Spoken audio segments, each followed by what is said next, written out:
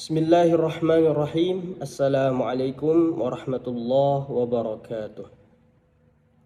Alhamdulillahi wa kafa wassalatu wassalamu ala sayyidina Muhammadin al-Mustafa wa ala alihi wa ashabihi ahla sidqi wal wafa. Amma ba'du. Faqala ta'ala fi kitabihil karim wa huwa asdaqul qailin. A'udzu billahi minasy syaithanir rajim. Bismillahirrahmanirrahim. Inna nahnu nazzalna dzikra wa inna lahu lahafizun. Al-ayah.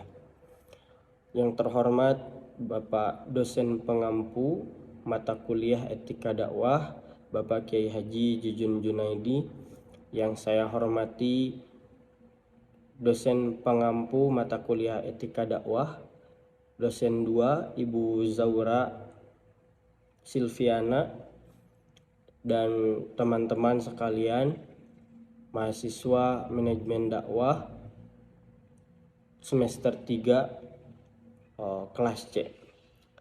Alhamdulillah, pada kesempatan ini Allah Subhanahu wa taala memberikan kita nikmat di mana kita masih diberikan kesehatan dan afiah. Sehat bermakna sehat jasad, sedangkan afiah adalah kesehatan ruhania atau mental, kesehatan jiwa kita. Maka yang harus kita lakukan adalah senantiasa bersyukur kepada Allah Subhanahu wa taala.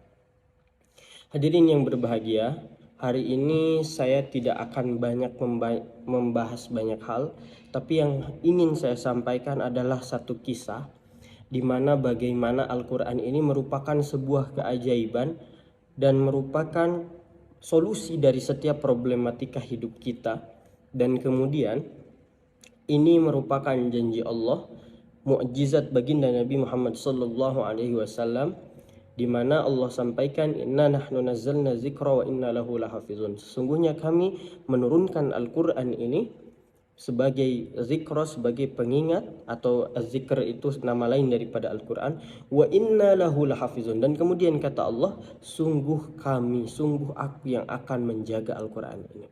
Maka bisa kita lihat di dalam sejarah, sebanyak apapun orang yang ingin berbuat makar dengan cara membuat ayat-ayat semisal Al-Qur'an, itu tidak pernah ada yang bisa.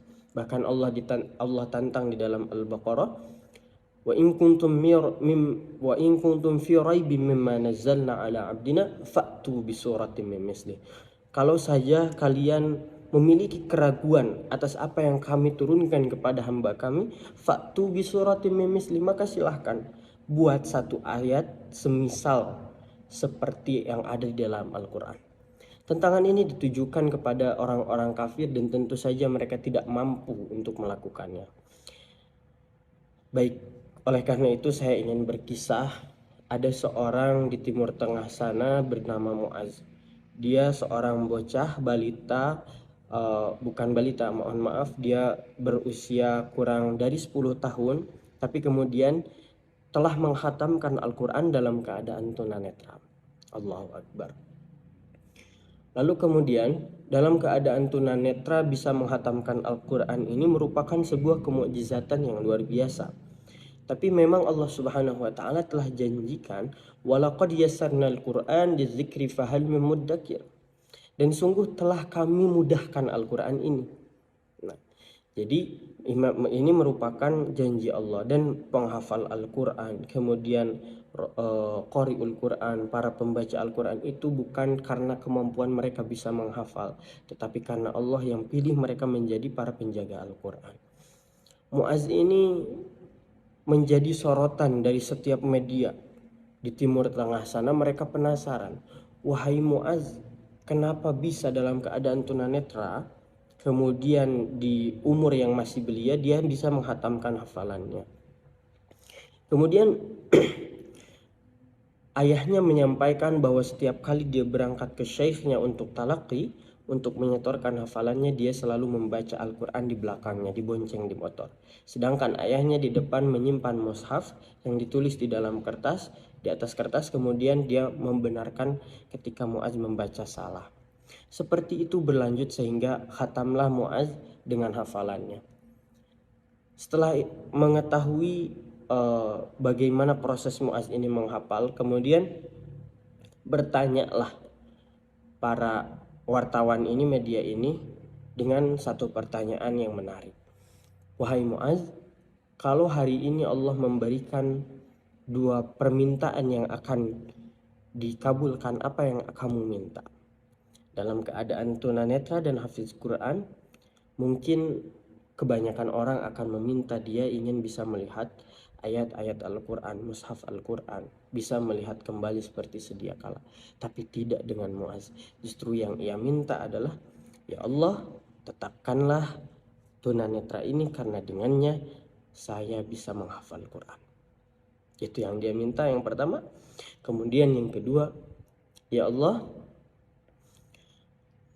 kalau nanti di akhirat aku dihisab, maka dengan perjuangan saya yang tunanetra ini menghafal Quran dan telah mengkhatamkannya, maka ya Allah, khaffif hisabi, permudahlah hisabku.